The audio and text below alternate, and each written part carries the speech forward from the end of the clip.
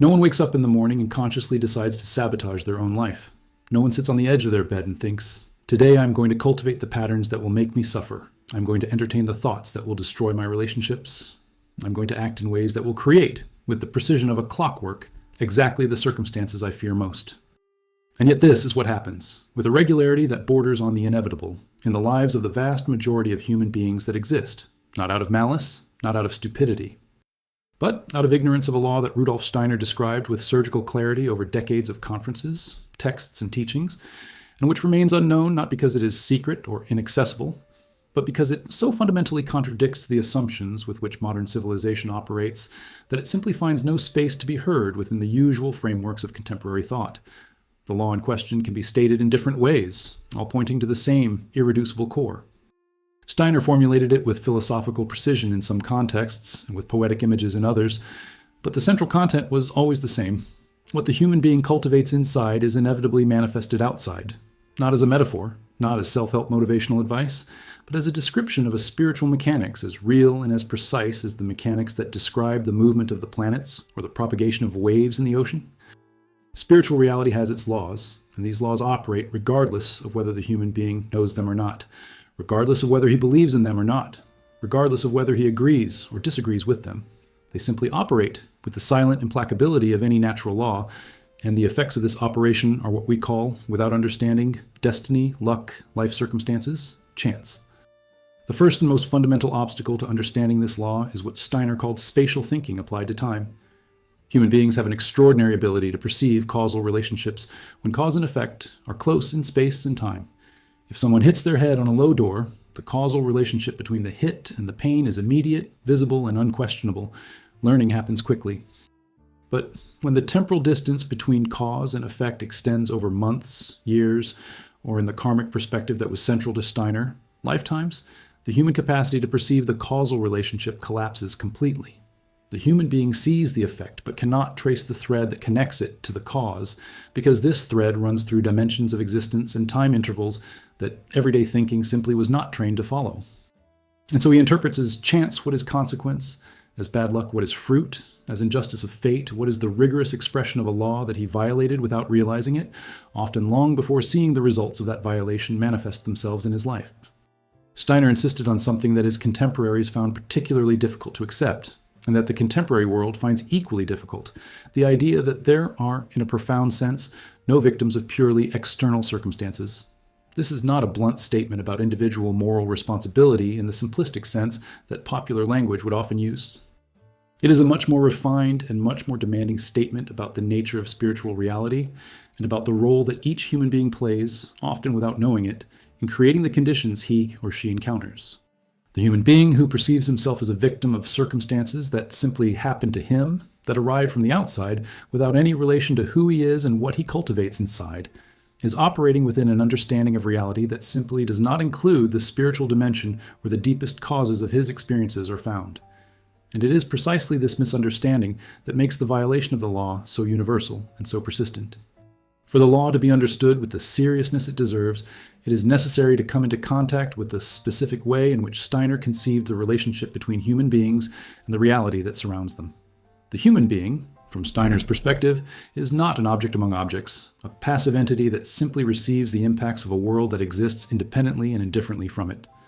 He is a spiritual being who actively participates in the constitution of the reality he encounters, who sets spiritual forces in motion through every thought he thinks, every emotion he cultivates, every action he performs.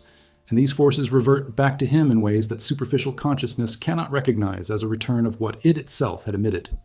Reality is not a passive mirror. It is a living field in which what is placed transforms and re-returns, often in ways that make the return unrecognizable as such. The dimension of thought is the most immediate starting point for understanding this law, because it is the domain where the human being has, at least in theory, the greatest capacity for conscious intervention. Steiner described thinking not as a purely subjective and private phenomenon, with no consequences beyond the inner sphere of the thinking individual. Thought was, for him, a force that acted on the spiritual plane with real and measurable effects, even if not through the instruments of conventional science.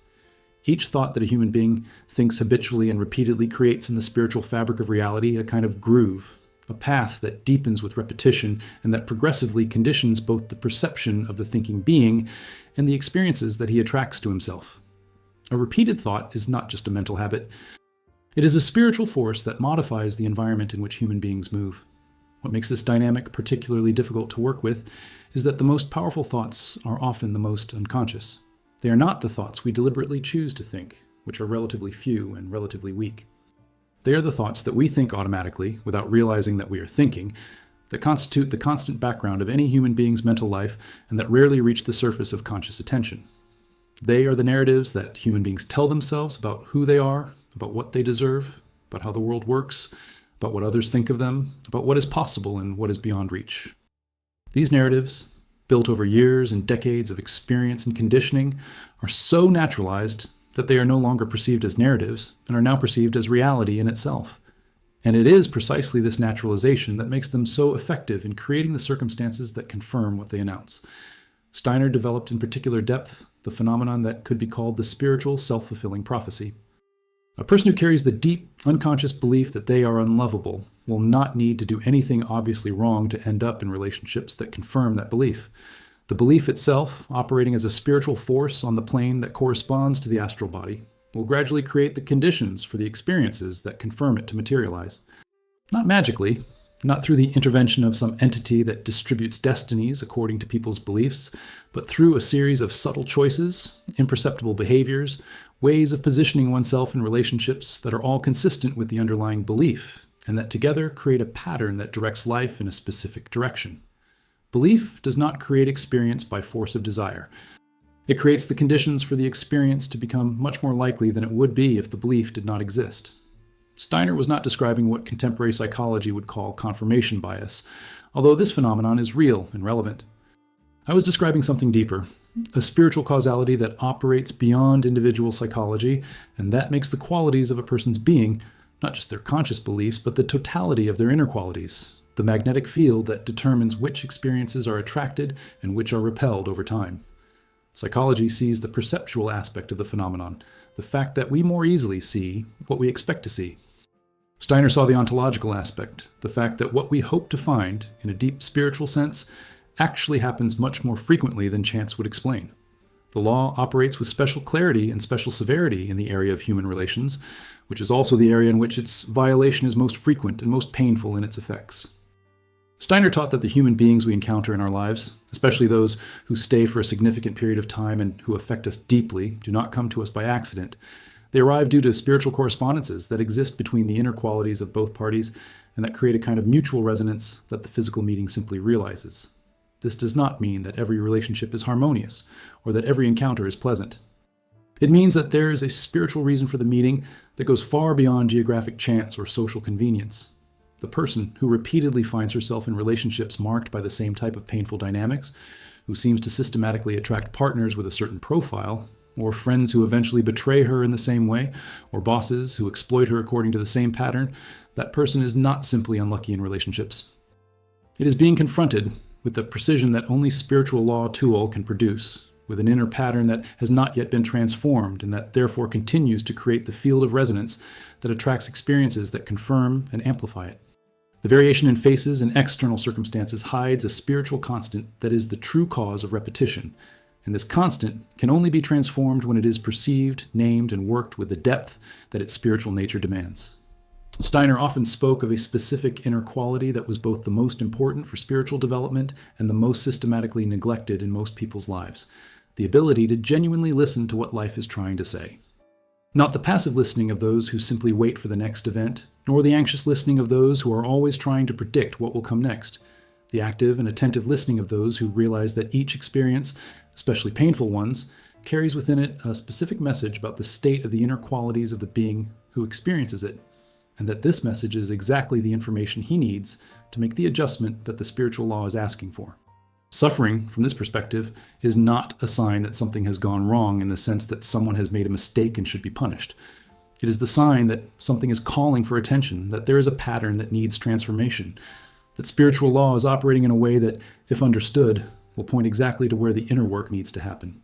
There is a distinction that Steiner made carefully, and which is absolutely crucial, so that the understanding of this law does not degenerate into cruelty or ideological justification of the suffering of others. The distinction between spiritual responsibility and moral guilt. Moral guilt operates within a framework of external judgment, of infraction of an established norm, of consequence that must be inflicted by an authority. Spiritual responsibility operates within a completely different framework, that of causality, of correspondence, of development. Recognizing that the painful patterns of one's own life have their roots in inner qualities that need transformation is not assuming blame for the suffering one has experienced.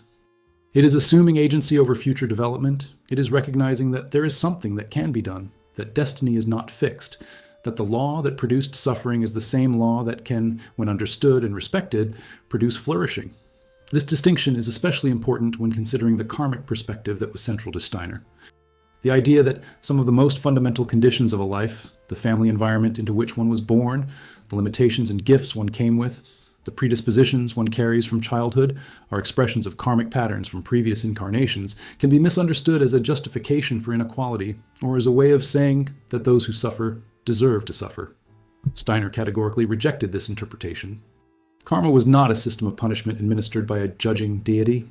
It was the expression of the spiritual laws of development that ensured that no force set in motion at a given moment in a spiritual trajectory could simply disappear without having its consequences and without creating the learning opportunities that these consequences made possible.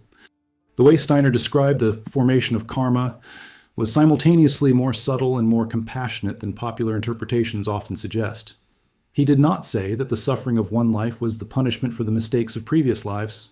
He said that the qualities that a soul had developed or neglected in previous incarnations created dispositions, inclinations, predispositions that in the present incarnation expressed themselves as a specific field of learning. A soul that had lived with great emotional intensity and little reflective capacity could incarnate in an environment that precisely required the development of reflective capacity, not as punishment for the previous intensity, but because the balanced development of that soul now required that the pole that had been left behind had the opportunity to be developed. Karma was pedagogical, not punitive. It was the mechanism through which the cosmos ensured that no important dimension of a spiritual development could be indefinitely avoided.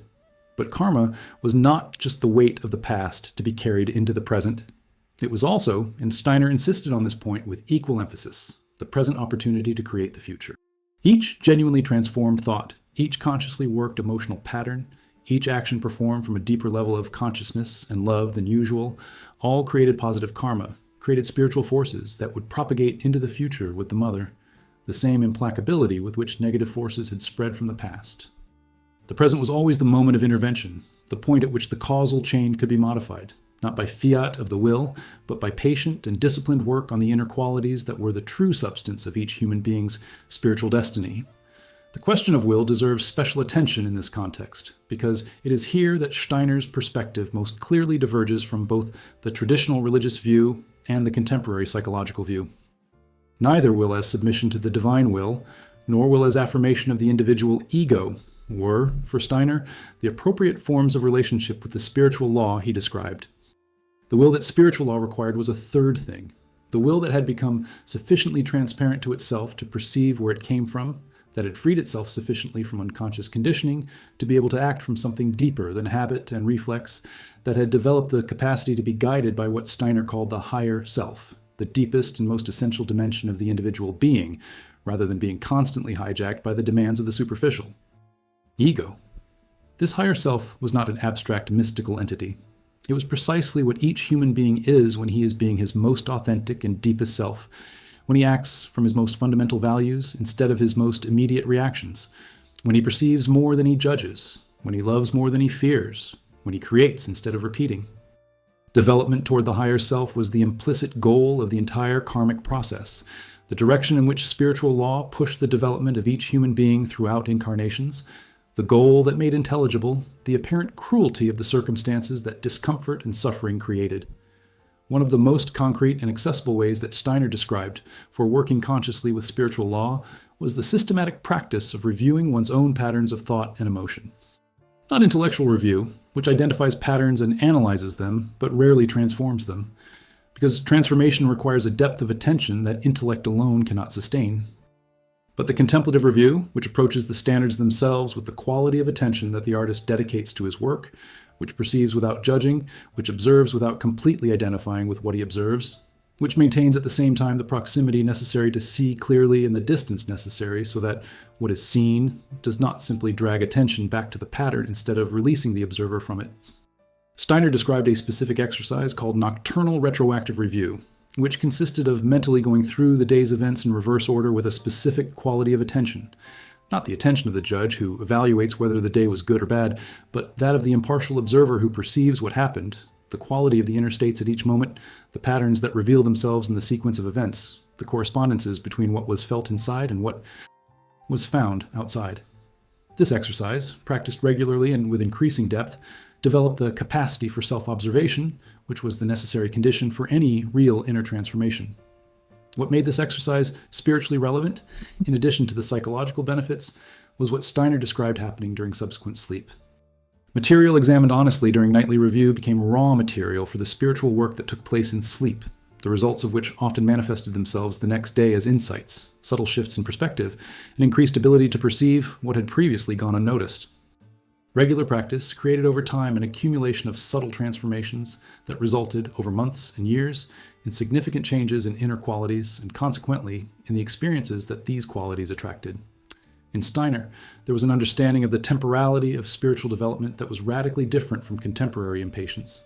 Genuine spiritual development did not follow the pace of industrial production, with immediate and measurable results. It followed the rhythm of nature, with seasons of planting and harvesting, with deep processes happening invisibly long before any results appeared on the surface.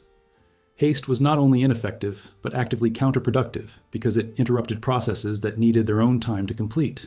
The person who hoped to transform deep inner patterns in weeks of intense practice was operating from a fundamental misunderstanding of the nature of what he was trying to transform.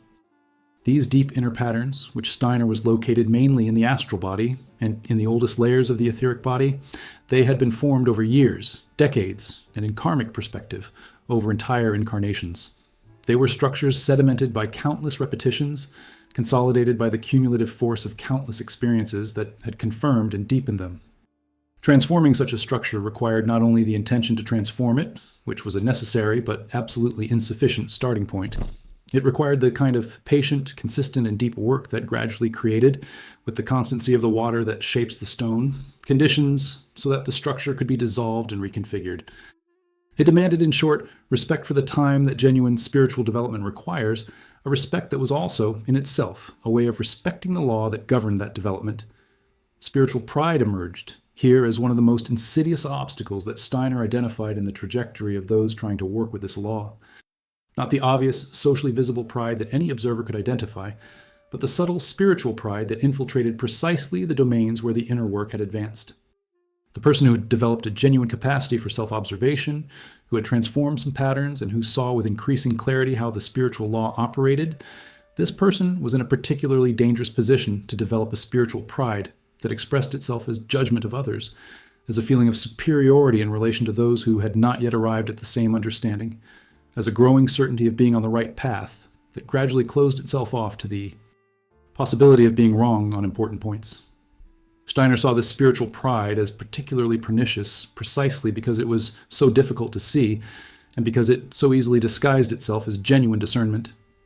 The line between perceiving clearly and judging arrogantly was often much thinner than it seemed, and crossing it without noticing was extraordinarily easy for those who had developed sharper perceptual abilities without the corresponding development of humility. And the spiritual consequence of that pride, according to the law it described, was always the same.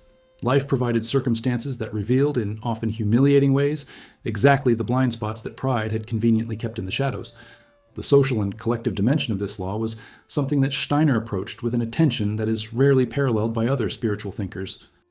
The law of correspondence between interior and exterior did not only operate on isolated individuals, it operated on families, on communities, on entire cultures. A human group that collectively cultivated certain inner qualities, that shared certain narratives about themselves and the world, that collectively practiced certain forms of relationship, this group created a collective spiritual field that had its own effects on collective destiny, that attracted certain historical experiences with the same relentlessness with which an individual attracts experiences that correspond to his individual inner qualities. From this perspective, the collective crises that afflict the contemporary world acquired a spiritual legibility that purely political, economic, or sociological analyses were unable to offer. The loneliness epidemic that paradoxically flourishes in an era of unprecedented technological connectivity. The collective anxiety that grows in direct proportion to the increase in human capacity to control the physical environment. Depression has become the second most common cause of disability in the world, precisely in a period in which material living conditions are, for large portions of humanity, better than at any previous point in history. All this pointed, from Steiner's perspective, not to a failure of social and economic systems that could be corrected by more competent social engineering, but to a collective spiritual quality that had been cultivated over decades and was now bearing its inevitable fruits. The spiritual quality in question was what Steiner described as materialism, not as a philosophical theory, but as a way of life, as a set of operative assumptions about what is real and what matters that had penetrated so deeply into the fabric of civilization that it had become invisible, assumed as reality rather than perceived as choice. A civilization that treated the human being as essentially a biological organism driven by needs and impulses that could be satisfied through consumption, that reduced the meaning of life to comfort, pleasure, and success measured in external terms, that had systematically dismantled any cultural space for inner life, for contemplation, for the search for meaning that was not expressed in terms of productivity and utility. This civilization was collectively cultivating the conditions for the flourishing of exactly the types of suffering that characterize the contemporary world. Steiner's response to this situation was not the nostalgic and impractical one of a return to pre-modern forms of spiritual life. It was that of a spirituality that was at the height of modern consciousness, that did not ask the human being to abandon his rationality or his individuality to find connection with the spiritual dimensions of his existence, but that offered a path through which reason and spirituality could be developed together as aspects of a single movement of development that made the human being more complete, more capable of fully inhabiting both the physical world and the spiritual dimensions that interpenetrated it and gave it its deepest meaning. The spiritual law that almost no one respects did not ask us to abandon the world. It asked that one dwell with greater depth and greater awareness, perceiving in it not only what the physical senses and the analytical intellect could capture, but also what developed spiritual perception could reveal about the forces and dynamics that operated in dimensions that materialism had declared non-existent, but that the most honest and attentive human experience continued to encounter, generation after generation, regardless of all philosophical efforts to prove that they did not exist. Suffering, with which this reflection began, acquires in this context a character that is neither that of blind fatality nor that of divine punishment. It is the character of the message that has not yet been heard, the information that has not yet been integrated, the invitation that has not yet been accepted. The spiritual law that Steiner described speaks through suffering, with the same voice that it speaks through joy, beauty, and flourishing. It is always the same law, always operating in the same direction, producing effects that differ only in virtue of the inner qualities that caused them. And the difference between a life in which this law mainly produces suffering and a life in which it mainly produces flourishing is not in the external circumstances, which may be similar or identical. It is in the quality of the inner work that was or was not done, the degree to which the law was or was not understood and respected, the depth to which the human being in question had assumed the spiritual responsibility of being, in every available moment, a little more than he had been before. There is one aspect of the spiritual law that Steiner described that remains particularly misunderstood, even among those who accept the general picture of his perspective: the specific role of oppositional forces in the process of development. Steiner identified two currents of forces that worked against balanced human development, which he called Lucifer and Ahriman, not as metaphors for psychological impulses, although they had their psychological expression, but as spiritual realities with their own nature and agenda.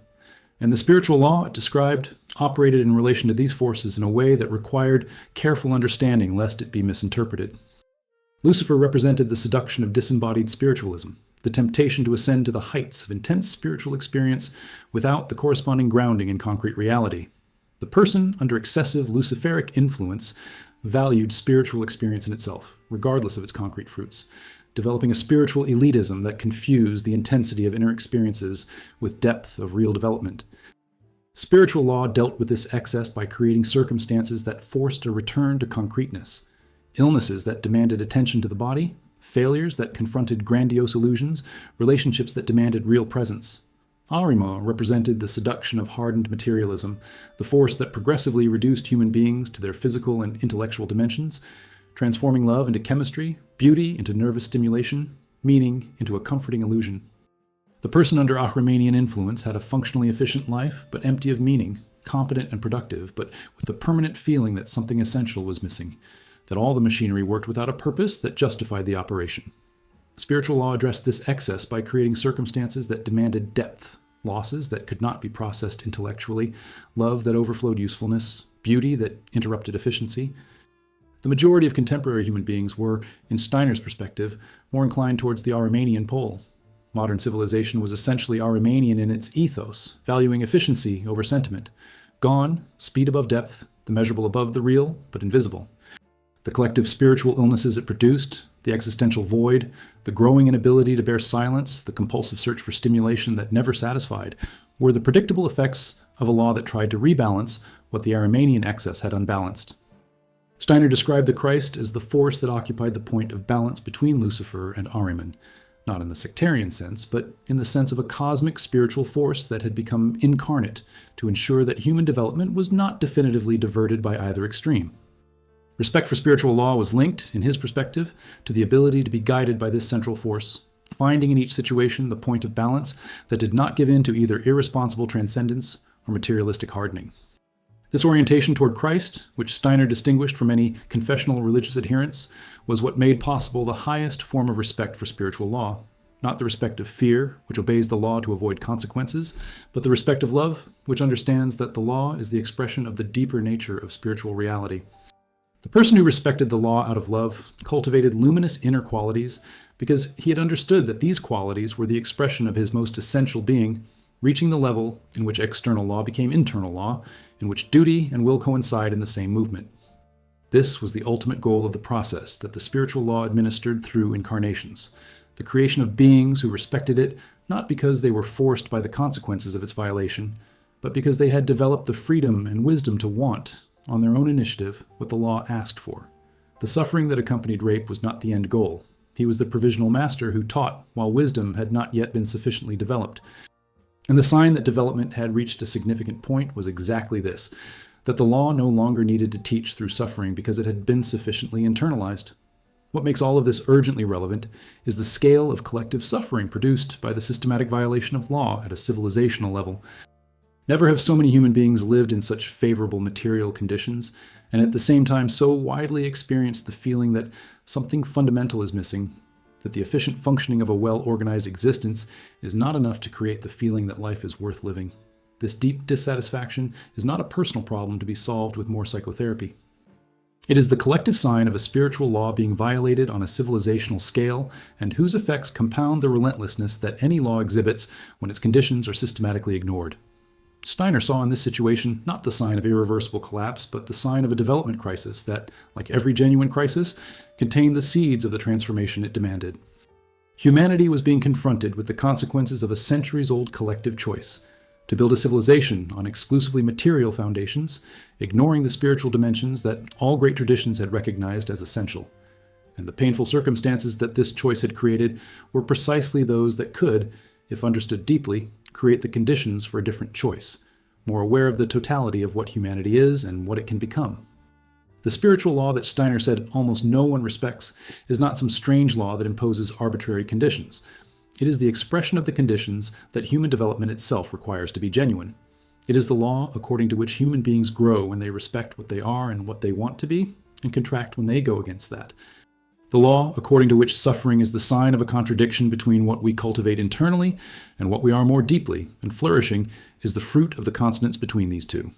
The law according to which nothing we think, feel, and do is without consequence, because the human being is a spiritual being whose inner qualities propagate in the fabric of reality and return to it with the inevitability of any natural law. Understanding this is the beginning. Not the easy beginning of someone who adopted a new belief, but the difficult beginning of someone who realized that the responsibility for what is happening in their life is much greater than it had been comfortable to imagine, and that this responsibility, however heavy it may seem, is the best news possible. Because if inner patterns create external circumstances, then transforming inner patterns is transforming circumstances, and this transformation is always within the reach of anyone. Any human being willing to do the work it requires.